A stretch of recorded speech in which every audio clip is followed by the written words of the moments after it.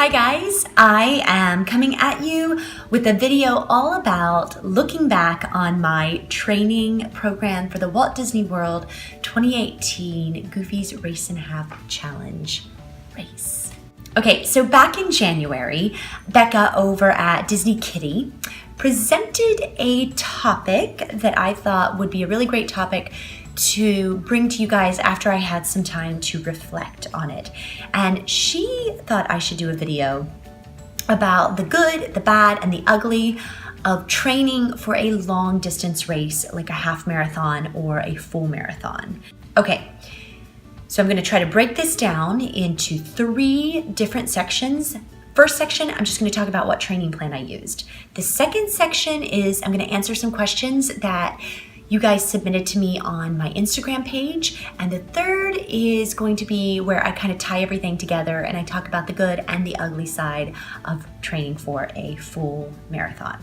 Okay, let's talk training plan. I, as you well know, if you have watched my channel or followed along with me on Instagram, know that I am a devotee to the Jeff Galloway Run, Walk, Run method.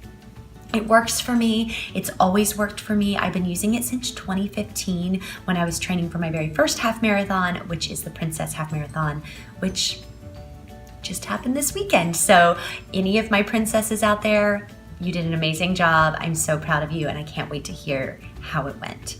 But I've been using that method now for a while and it works for me. It's what I love. I will continue to use it. It's what I used for marathon weekend.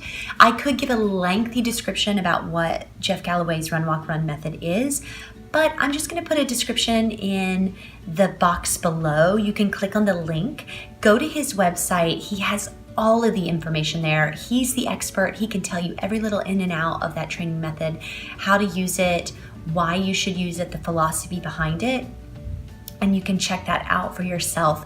Personally, it's what I use, but not every training plan is right for every person, so definitely explore. Get on Google, look up any training plan and kind of figure out what's gonna work best for you and for your body and for your needs. But Jeff Galloway is what I use and what I will continue to use. Now, let's talk questions. Okay, so some of you guys submitted questions to me over on my Instagram page.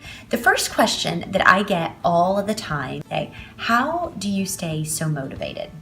All right, let's be real for a second. I am not always motivated to run. There are days like, for instance, today. It snowed here and I'm just like not really motivated to get out there and do it. But I know I have to because it's in my training plan to do a run today and I'm gonna get out there and do it. And sometimes you just have to get out the door, put your shoes on, whatever happens after that, happens after that. But half the battle is just getting out the door. So how I stay motivated, this YouTube channel is a really great way to stay motivated. I know that you guys are out there kicking butt, so I want to do you proud too. So I get out there and I get my training in. This YouTube channel also holds me accountable for those runs because I want to check in with you weekly and I want to let you know what I did and I want to be as honest and as truthful as I can be. So this is a great way to stay motivated.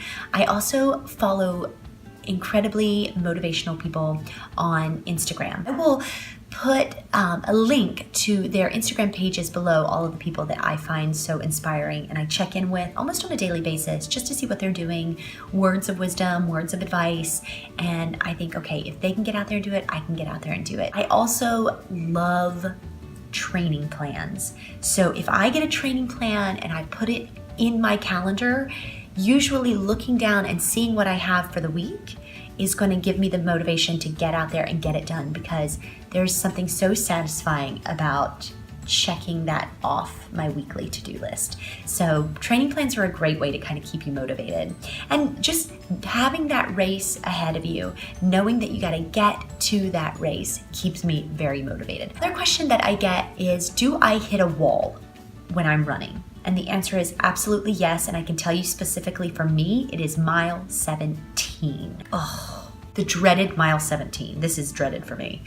I knew going into these races that 17 was going to be where I completely did not want to be running anymore. My brain is bored. The way that I get past that wall is at mile 17. That's when I choose the family member that I know loves to talk on the phone and can actually talk more than I can on the phone. And I call them up and I have them talk me through a good 3 miles. I also have a playlist, a specific playlist for mile 17 to get me through that hurdle. And the other question that I get a lot is, how do I fuel on a run? Fueling is subjective. It depends on who you are, what you like. The things that I like when I fuel are probably not gonna be the same things you like when you fuel. Everybody loves goos. Well, loves goos, but most runners will use goos. I used to use goos, and then all of a sudden, just one day, I was like, I can't. I could not stomach the goos anymore. And now I love Rip Van waffles, which are the round, very flat, thin waffles. Those I love. And I love bananas. That's not for everybody because some people cannot stomach bananas. When I was running the Walt Disney World Marathon though, all of that fueling went right out the window and I did the worst thing a person could possibly do. And I ate and drank things that I had not put into my training plan. And I will tell you that part of that came from the fact that around mile 22, some primal animalistic thing came out and was like, I must eat all the food now. I was starving. Anything looked good to me, especially salt. So I would, strangers on the side of the road were handing out pretzels, Twizzlers, candy at Hollywood Studios. Oh yeah, I took that down real quick. Just completely not what you were supposed to do. And luckily I did not get sick. It did not change my stomach in any way, but I do not recommend that when it comes to fueling. So those are some of the questions that I got and some of the ones I wanted to address.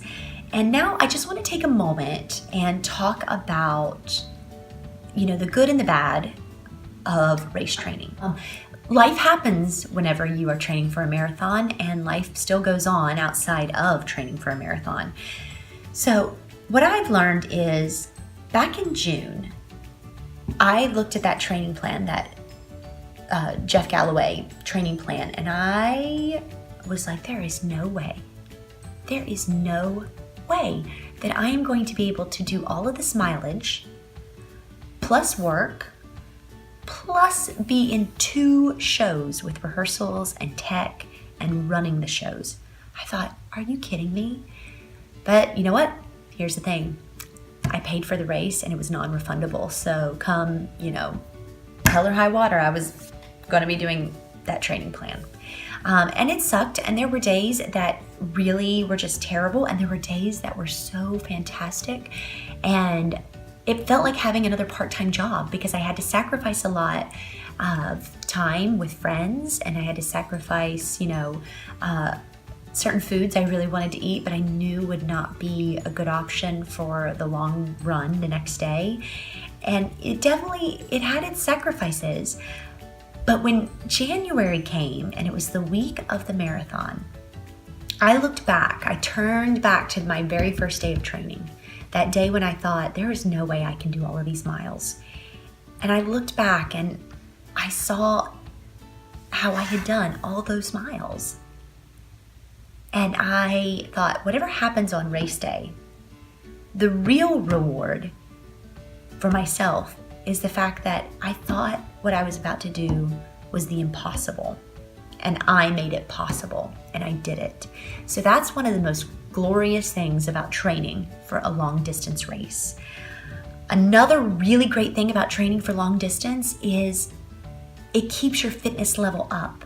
You are every day doing something to better the health of your body. Be it your cross training days, swim days, bike days, running days, whatever that might be, you are being active. Definitely that is on the plus side of training for a long distance race.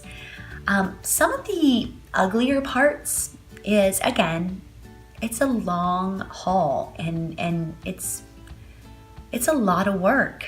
And like I said, there's going to be days where you feel elated after a run, and there's going to be days where you absolutely hate everything. Your legs are complete, just tree stumps that will not come out of the ground.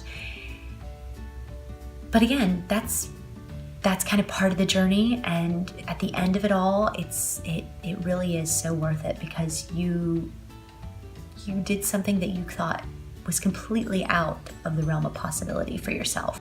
But I would say overall, the good will always outweigh the bad when it comes to doing something for yourself and putting that self-love into whatever activity or challenge you set forth for yourself.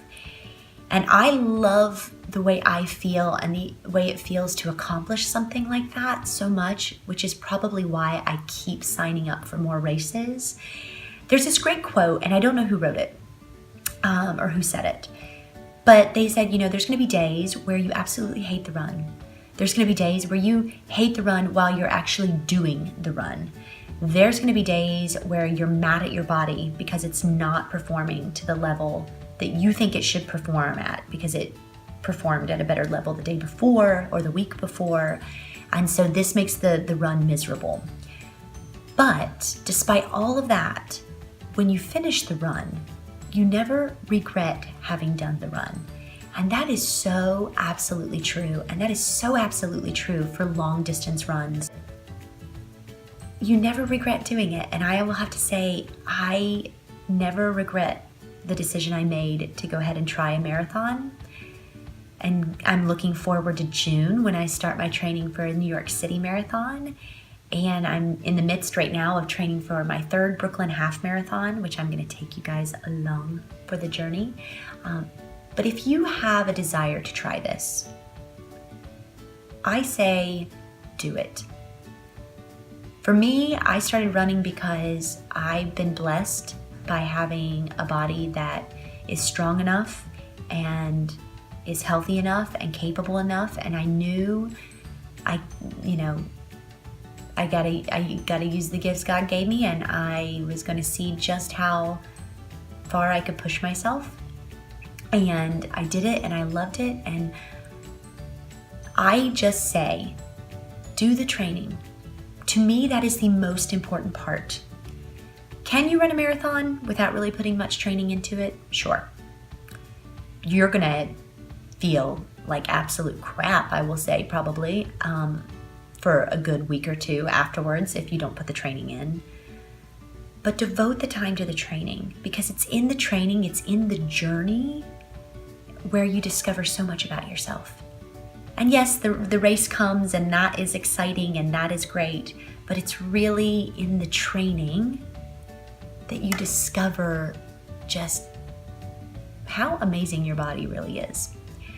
So I definitely will say, for those of you out there who are thinking, maybe on the fence about doing a longer distance, a half marathon, a full marathon, or beyond, I believe in you, and I believe that you can do it. Find that training plan, put the work in. You will not regret it when you cross that finish line. You will meet so many new people. You will have support from me and so many others on YouTube and across the social media platforms. You can do it.